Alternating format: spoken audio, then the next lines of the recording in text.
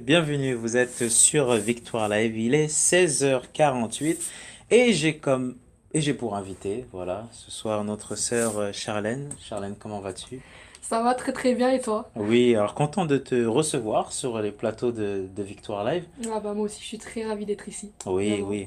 Alors je rappelle à tous les auditeurs que nous sommes en direct sur VL1. Voilà, vous pouvez donc nous écouter à partir de l'application et du site internet victoirelive.com. Alors, est-ce que cette année 2019 commence bien?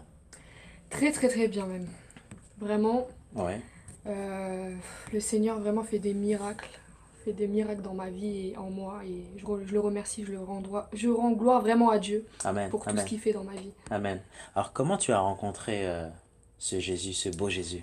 C'est une Comment longue j'ai histoire. rencontré ce Jésus? Ah oui, c'est une très très longue histoire. Mais bon, je vais essayer de faire assez court. Ouais, Alors moi, voilà, je suis issue d'une famille musulmane. d'accord. Voilà, ma mère est algérienne. Ouais, Mon père est né en Tunisie, mais il est d'origine, enfin, il est russe, juif. d'accord. Et voilà, j'ai vécu avec ma mère et voilà, ma mère, malgré que voilà, sa famille en Algérie soit musulmane, etc., elle m'a Ouais, jamais vraiment parlé de Dieu. ouais, ouais, Elle m'a jamais vraiment, voilà, forcé à être avec Dieu ou voilà, fait croire en Dieu en réalité.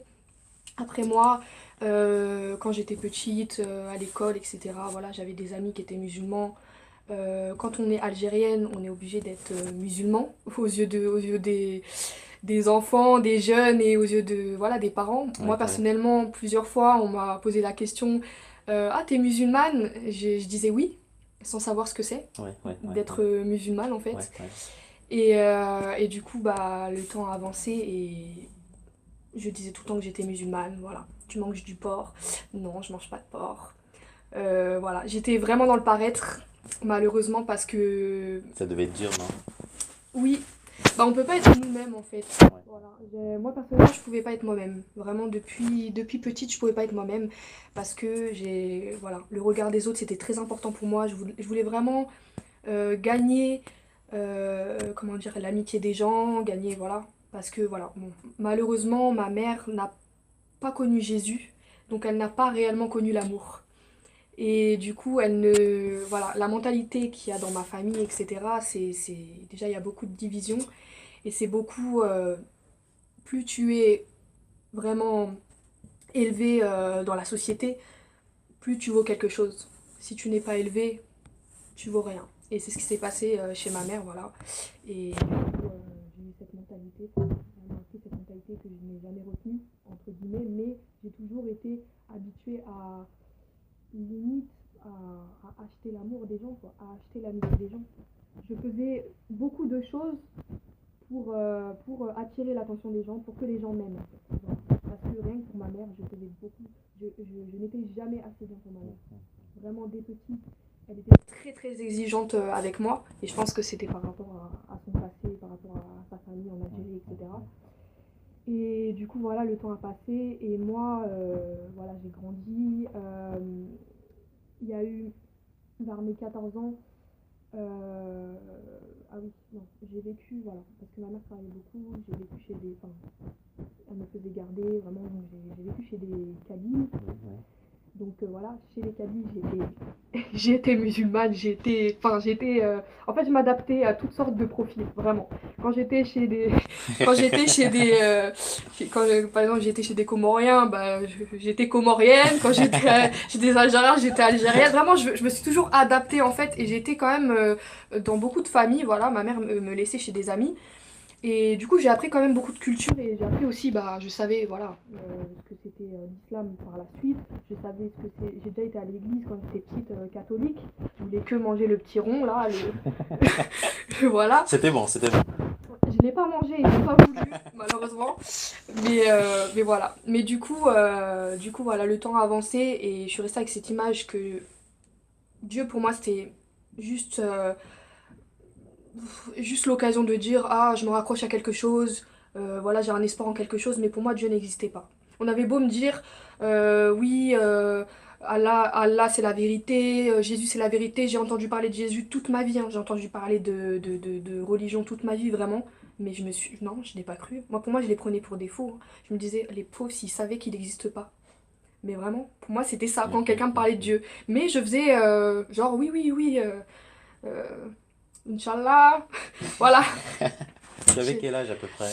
Euh, T'étais Là, très jeune, non? quand j'ai commencé à, enfin, voilà, à connaître, etc., moi j'avais 14 15 ans, et là, ma vie, elle a quand même basculé, en fait, vers mes 14 15 ans, voilà. Ma mère a arrêté de travailler, et du coup, euh, elle était à la maison, etc., et là, il s'est passé vraiment une déchirure entre elle et moi. Plus le temps passait, voilà. On va dire que Satan est venu mettre son petit grain de sel entre elle et moi, et ça a duré vraiment des années, pour vous dire. J'ai envenimé, enfin, j'avais un vide en moi, vraiment, j'avais un vide en moi, j'avais une souffrance en moi. Déjà parce que mon père n'était pas très présent pour moi. Et ma mère, encore au moins, je m'éloigne. En fait, petit à petit, les années passées, il y avait beaucoup de Ouais, conflits, ouais, beaucoup ouais, de choses vraiment très graves, on va dire, qui s'est passé entre elle et ouais, moi. ouais. Et du coup, j'étais très abattue, j'étais en dépression. Ça, c'était vraiment au lycée. J'étais en dépression, je cherchais vraiment, bah, je cherchais mon repère parce que j'avais plus ma mère, j'avais pas mon père. Je cherchais mon repère, donc voilà.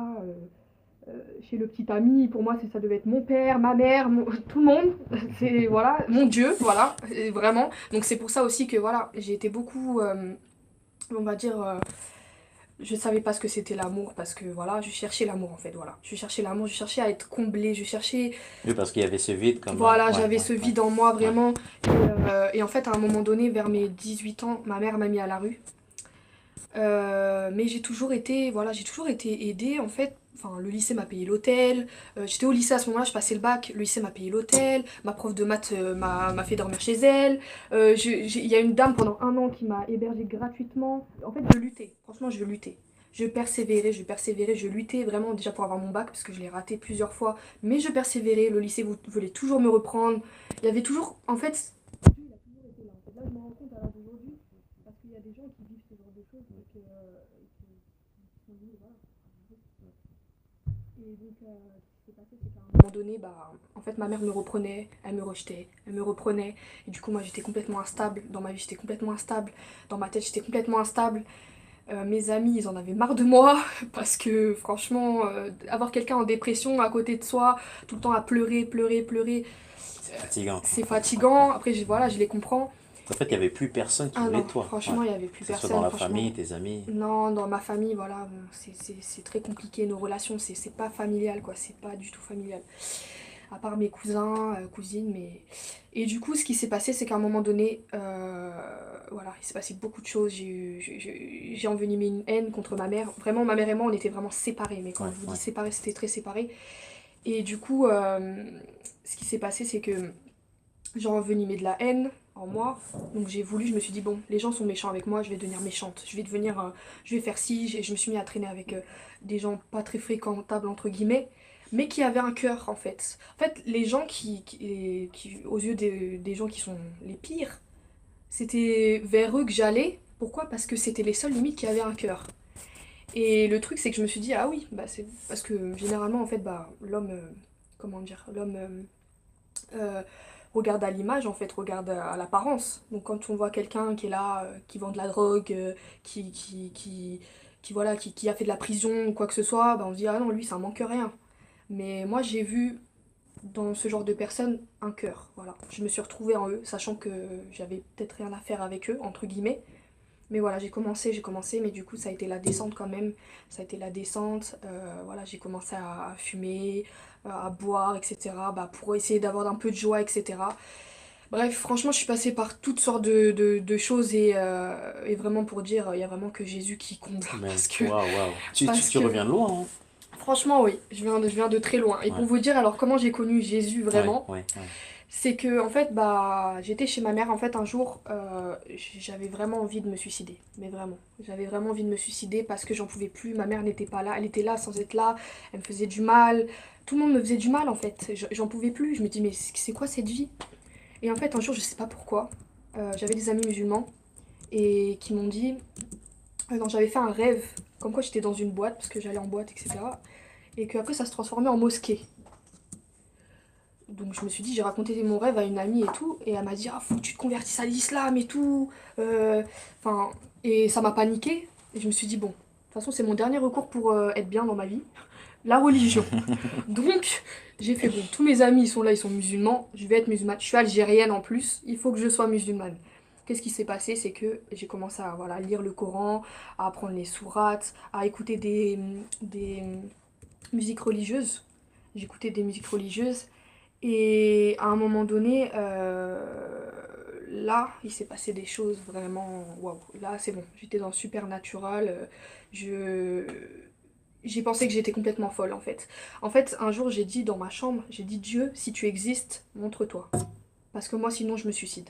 Donc là, la religion musulmane, c'était mon dernier recours pour moi. Vraiment. Et j'ai commencé à lire, voilà, réciter. Et là, j'ai commencé à voir des choses dans le monde spirituel, en fait. C'est comme si Dieu m'ouvrait, en gros, les yeux Ouais, ouais. spirituels. Voilà, quand je dormais, j'avais des mains qui m'étranglaient. Je sentais, voilà, j'entendais des voix. Je me disais, mais ça y est, je suis devenue folle. Et j'en ai parlé à des amis à moi et tout.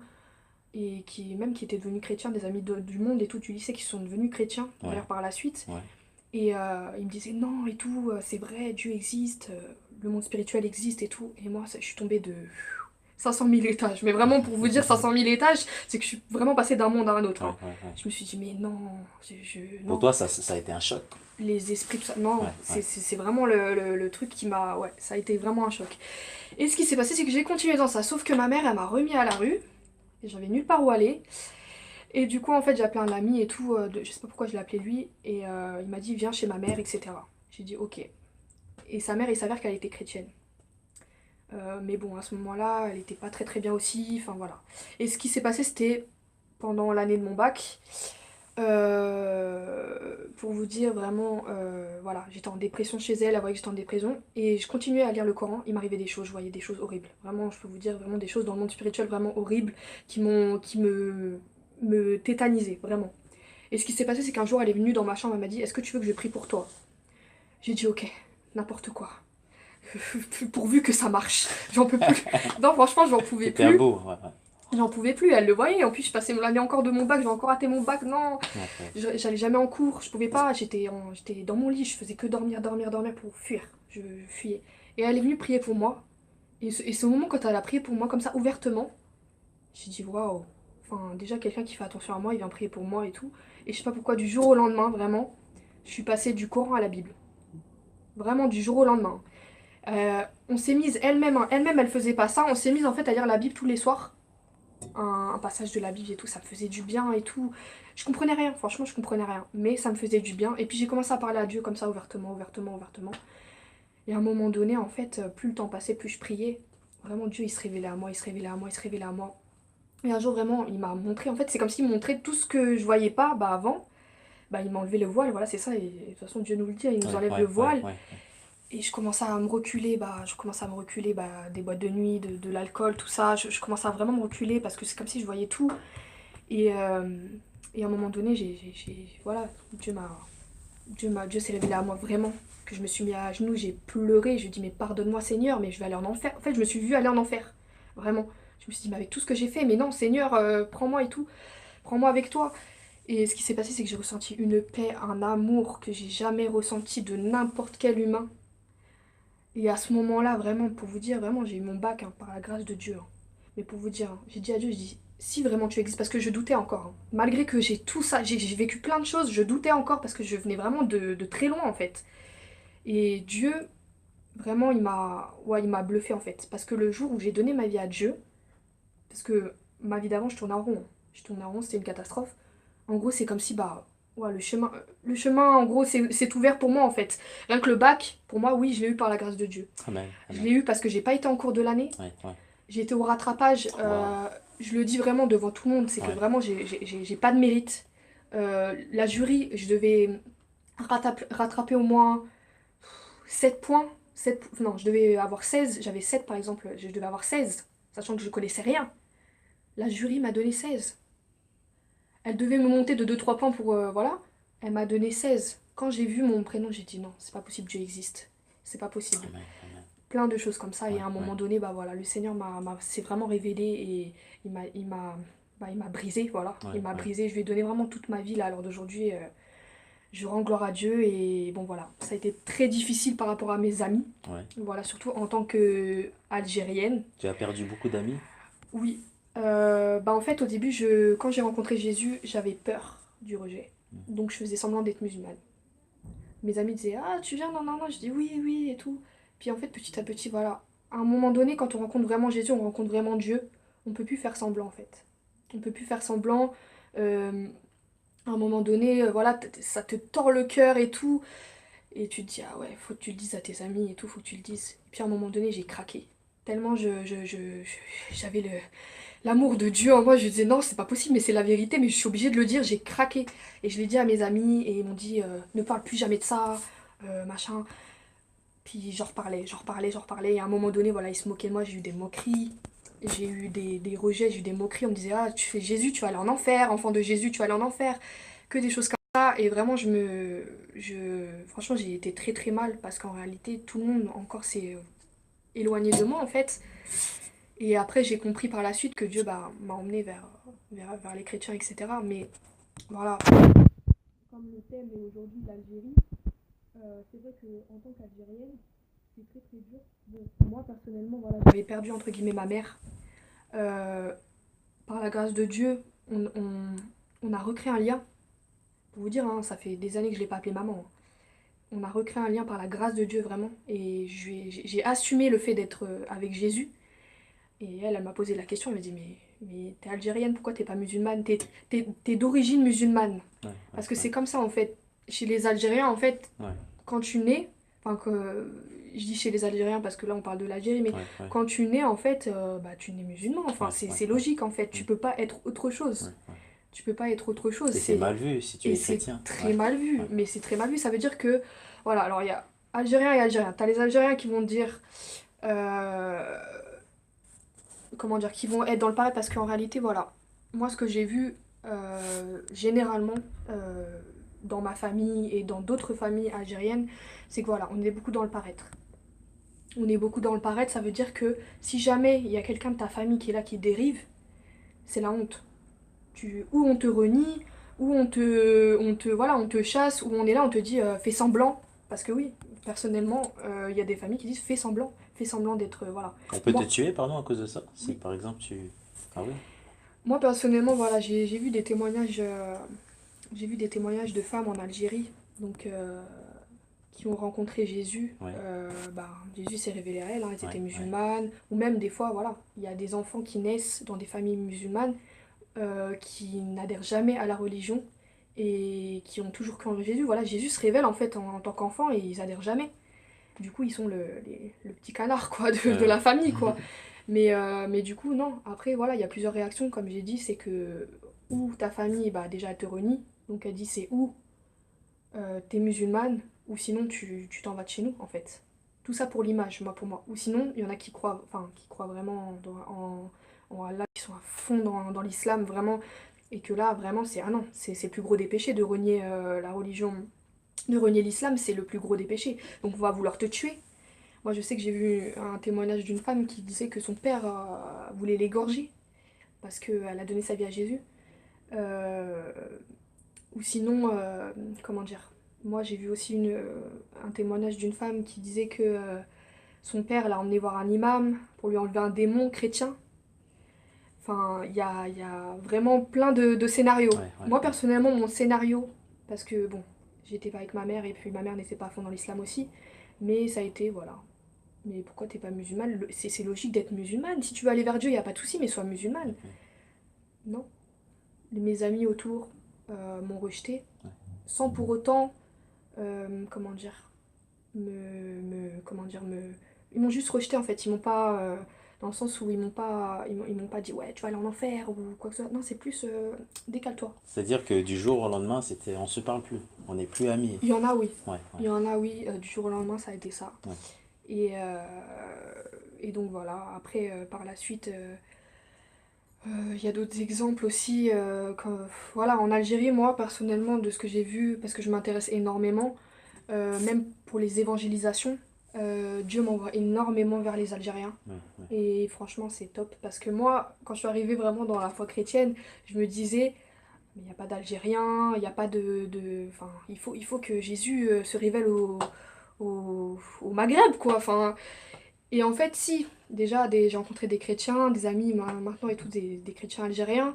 Et par la suite, voilà, en évangélisation, ils m'envoient beaucoup vers les Algériens. Alors je tombe sur les Algériens qui vont me dire, t'es la honte, t'as renié ta religion, qui vont limite me cracher dessus.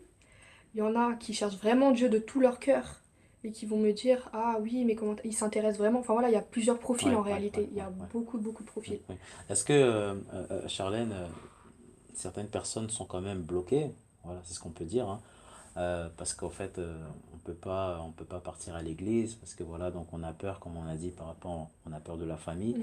Euh, mais aussi, on voit qu'il y a aussi un réveil aussi en Algérie. Voilà, il se passe beaucoup de choses. Voilà, on voit que Dieu va beaucoup plus loin. Voilà. Moi, ce qui me surprend, en fait, c'est dans ton témoignage, de un, c'est que tu as tenu. C'est pas facile de tenir. Voilà, parce que tu as vu beaucoup de choses. Voilà. Mm. Et de deux, c'est que en te regardant, bah voilà, bah tu es là. Tu es là. Et ce qui montre que on a un Dieu qui est capable de tout. Alors c'est vrai, je me suis quand même posé cette question. Évangéliser en Algérie, c'est pas facile du tout, hein. De prendre le train, de parler de Jésus. Est-ce que ça se fait à l'heure d'aujourd'hui? Bah, déjà, je vais parler de la France parce Ouais, que vraiment, on a une grâce ouais. vraiment de pouvoir évangéliser en France comme ça, En France, il se passe beaucoup de choses, déjà. hein. Ouais, Et en fait, en Algérie, on s'en rend pas compte, mais déjà, l'Algérie est très fermée au christianisme. ouais, Et après, voilà, Jésus se révèle. Bien sûr, il y a un grand réveil en Algérie et Jésus se révèle, pardon. Et c'est ça qui est franchement, c'est magnifique parce qu'il y a énormément d'Algériens qui se baptisent. Je vois vraiment énormément d'Algériens qui se baptisent. Bon, généralement, de ce que j'ai entendu, même des témoignages, euh, généralement, les Algériens viennent de Kabylie, c'est dans les montagnes, etc. Voilà, ils se cachent. Limite, voilà, comme je disais, quand on rencontre Jésus, on ne peut pas se taire. On peut pas se taire, on peut pas. On a besoin d'être nous-mêmes en fait. Enfants de Dieu, on a besoin d'être nous-mêmes. ouais, ouais, ouais. Alors il y a plein de chrétiens en Algérie qui sont eux-mêmes, mais voilà, on n'a pas la liberté comme ici, ça c'est clair et net.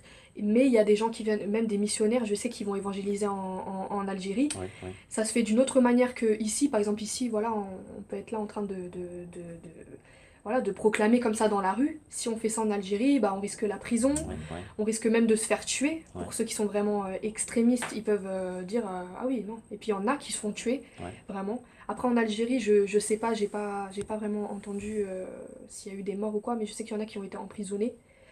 Maintenant, voilà, il y a un grand réveil en Algérie, c'est ce que je vois, il y a plusieurs églises.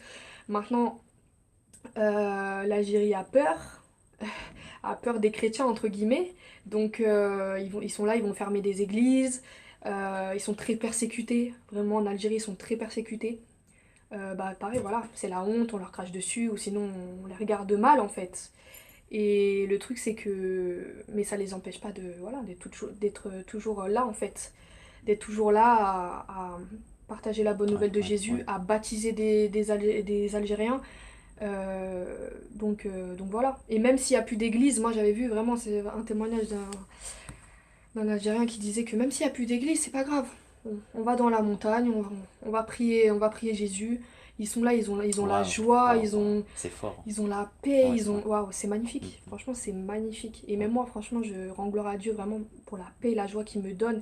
Et je sais que vraiment j'ai à cœur, vraiment j'ai à cœur de pouvoir aller évangéliser en Algérie. Et je sais que Dieu va faire, ouais, vraiment, ouais, même avec des missionnaires de France ou quoi, d'aller évangéliser en Algérie. ouais. Et l'Algérie, vraiment, c'est comme la France, elle va se réveiller Elle va se réveiller. très très vite. Amen. Ouais. Charlène, si, est-ce que pour toi ce serait un rêve que ta famille devienne chrétienne? Ah bah, totalement. Ouais. C'est parce que je suis un peu la seule de ma famille, enfin, du moins que je connais. Ouais. Franchement, je prie Dieu que un jour vraiment que j'aille en Algérie, que je rencontre quelqu'un de ma famille, parce que voilà, je pense que voilà, ma famille est assez grande en Algérie et je prie vraiment qu'il y en a qui se convertissent même avant que je vienne en Algérie et que voilà, maintenant je suis la seule que je connais voilà, dans ma famille qui est chrétienne et oui, bien sûr, moi Ouais, je ouais. prie vraiment tous les jours que ma mère connaisse Jésus, que mes cousins, que mes cousines, que mes oncles, que même les gens que je connais même pas de ma famille se convertissent à... Enfin voilà, ce- Jésus se révèle à eux, quoi. Ouais. Alors, Voilà. tout à l'heure, tu as parlé de la France. C'est vrai qu'en France, il y a beaucoup d'évangélisation, des évangélisations surtout de rue, dans les métros, chose qui n'existait pas avant quand même, non? Il y a quand même un changement et surtout, ça vient des jeunes. Alors, tu penses que cette génération-là, elle a quelque chose à faire? Bah oui, exactement. Personnellement, moi, bah avant, j'avais jamais vu des gens prêcher dans les métros ou dans les rues, etc. Enfin, Ouais, c'était très rare. Moi, je trouve que c'était très très rare. Enfin, moi, en ouais, tout cas, j'en avais jamais vu. Je sais qu'on m'avait déjà donné un petit flyer ou quoi que ce soit. Mais là, oui, non. Il y a un grand réveil et surtout des jeunes, oui. Il y a énormément de jeunes qui se lèvent pour Jésus ouais. et vraiment qui sont mais vraiment déterminés à apporter la bonne nouvelle. Et limite les anciens, on les voit plus.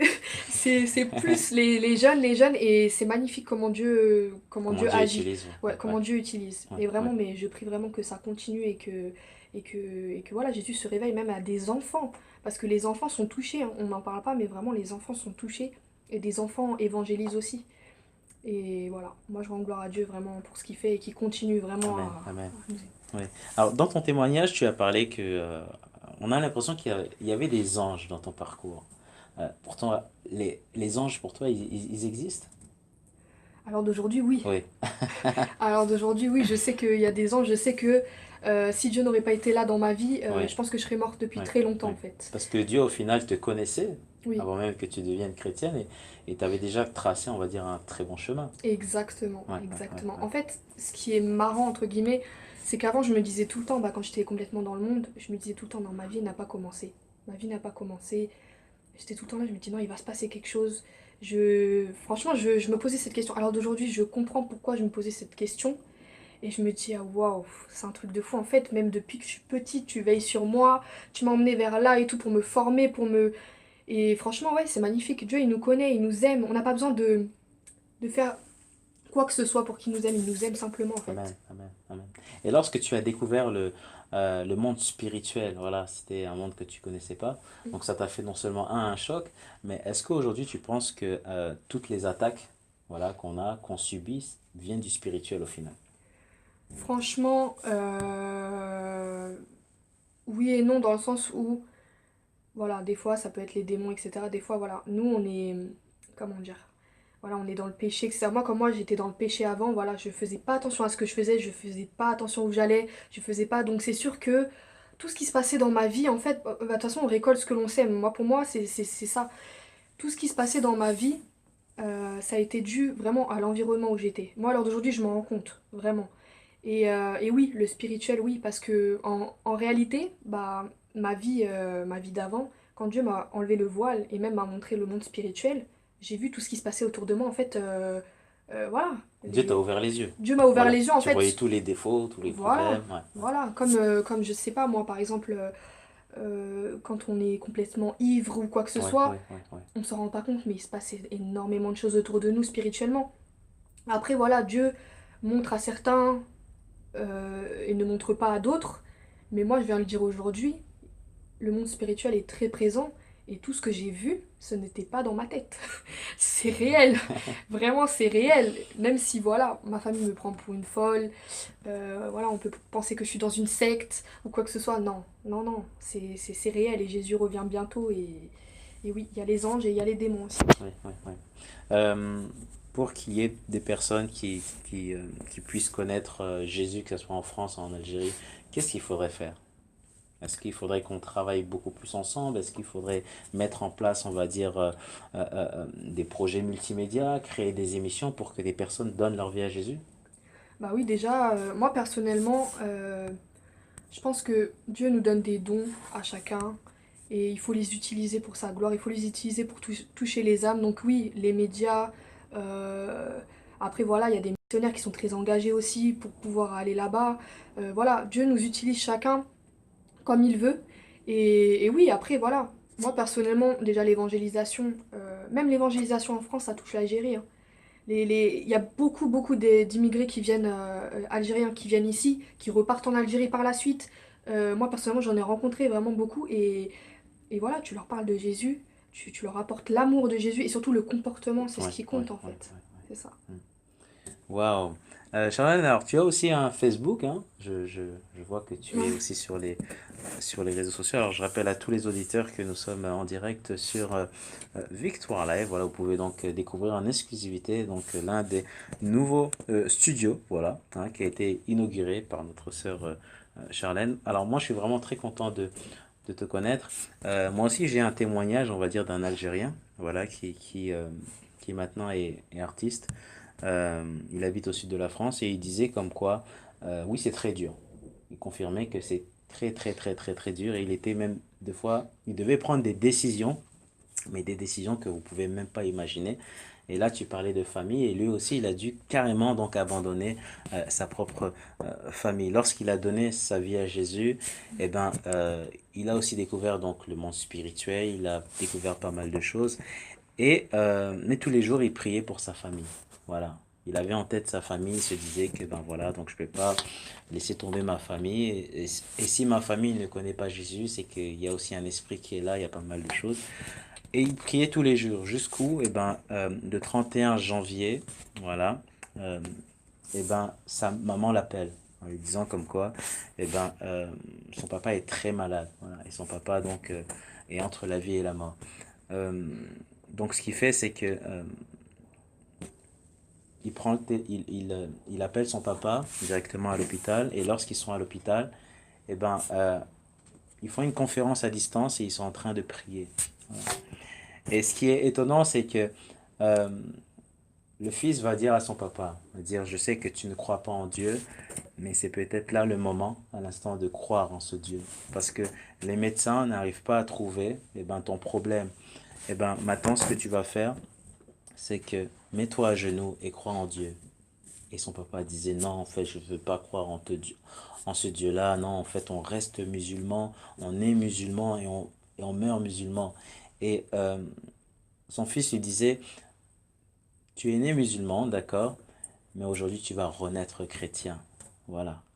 Et son père a commencé donc à répéter la prière. Cette prière, c'était, Seigneur, eh ben, je ne te connais pas, mais je vais maintenant à présent, en fait, te connaître. Voilà. Et lorsque le père a dit ça, la machine, au fait, eh ben, a commencé donc à émettre du positif. Alors tout le monde s'est précipité dans la chambre en se disant mais qu'est-ce qui se passe dans cette chambre-là? Et les docteurs regardent la machine et la machine, au fait, était... Le patient était bien. Et le père, au fait, eh ben, qui n'arrivait pas à se lever, tout d'un coup, eh ben, il se met debout et il marche. Et la maman qui était là, elle se dit, c'est pas possible. Elle se dit mais ce Dieu, il est puissant. Waouh!